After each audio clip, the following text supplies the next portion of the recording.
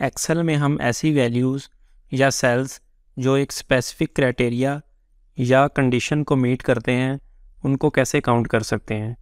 Excel हमें इसके लिए एक काउंट इफ़ का फंक्शन प्रोवाइड करता है जिसके थ्रू हम ऐसी वैल्यूज़ या सेल को काउंट कर सकते हैं जो एक सिंगल स्पेसिफिक क्राइटेरिया या कंडीशन को मीट करते हैं। अस्सलाम वालेकुम।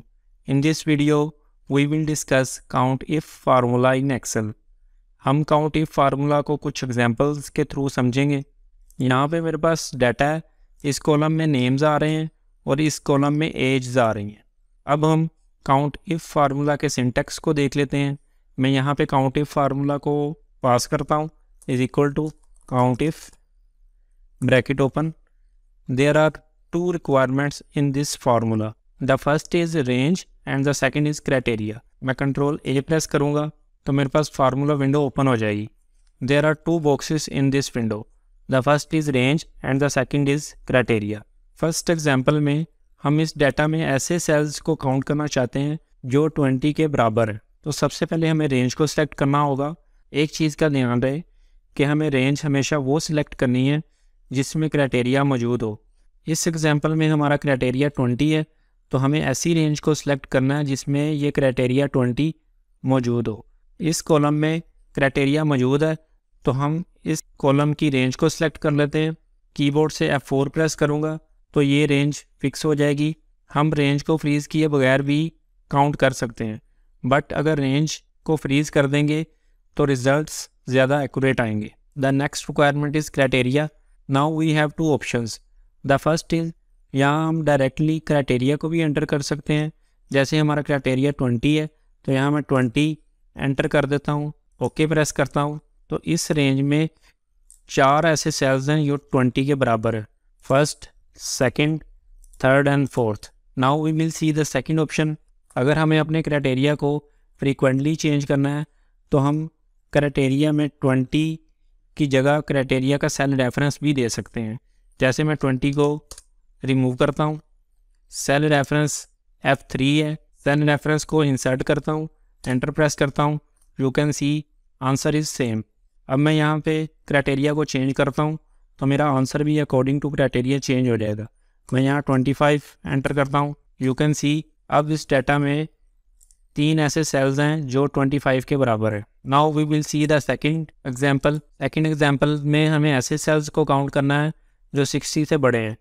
तो इसके लिए मैं इस एग्जांपल में फार्मूला विंडो के बगैर डायरेक्टली काउंट इफ़ फार्मूला को भी अप्लाई कर सकता हूँ। जैसे is equal to count if bracket open. First we will select range, range is this. F4 press करके रेंज को फ्रीज़ करूँगा, कोमा। अब मैं यहाँ पे क्राइटेरिया भी एंटर कर सकता हूँ और क्राइटेरिया का सेल रेफरेंस भी दे सकता हूँ। अब हम ग्रेटर देन के साइन को डबल कोटेशन मार्क्स में एंटर करेंगे। सबसे पहले double quotation marks, greater than का साइन, हम यहाँ पे क्राइटेरिया को एंटर कर देते हैं। Again double quotation marks, bracket close, enter press करता हूँ। इस रेंज में हमारे पास 3 ऐसे सेल्स हैं जो 60 से बड़े हैं। First is this, second is this and the third is this.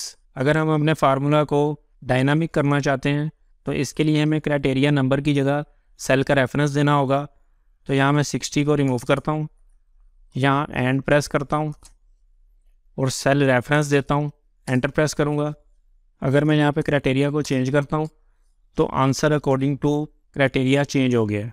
अगर मैं क्राइटेरिया के साथ ग्रेटर देन का साइन इंसर्ट कर देता हूँ और फार्मूला में सिर्फ सेल रेफरेंस को दे देता हूँ, ग्रेटर देन के साइन को रिमूव कर देता हूँ और डबल कोटेशन मार्क्स को भी रिमूव कर देता हूँ, एंटर प्रेस करता हूँ। इस रेंज में 9 ऐसे सेल्स हैं जो 20 से बड़े हैं। Now we will see the third example.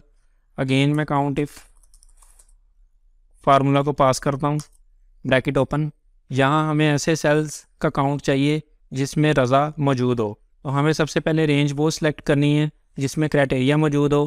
तो हम अपनी नेम्स वाले कॉलम की रेंज को सिलेक्ट कर लेते हैं, F4 प्रेस करूँगा, कोमा।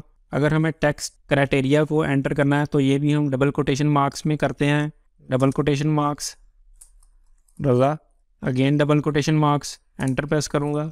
इस रेंज में 3 ऐसे सेल्स हैं जिसमें रज़ा मौजूद है। अगर मैं फार्मूला को डायनामिक करना चाहता हूँ तो मैं सेल का रेफरेंस दे दूँगा। जैसे मैं रज़ा को रिमूव कर देता हूँ, सेल रेफरेंस दे देता हूँ, formula has been applied again and the answer is same. अब मैं यहाँ पे क्राइटेरिया को चेंज करता हूँ, उम्र करता हूँ, यू कैन सी कि मेरा answer according to criteria change हो गया है। अब इस रेंज में 5 ऐसे सेल्स हैं जिसमें उम्र मौजूद है। So that is all about count if formula in Excel. I hope this video will be useful for you. That's all for this video. See you in the next video.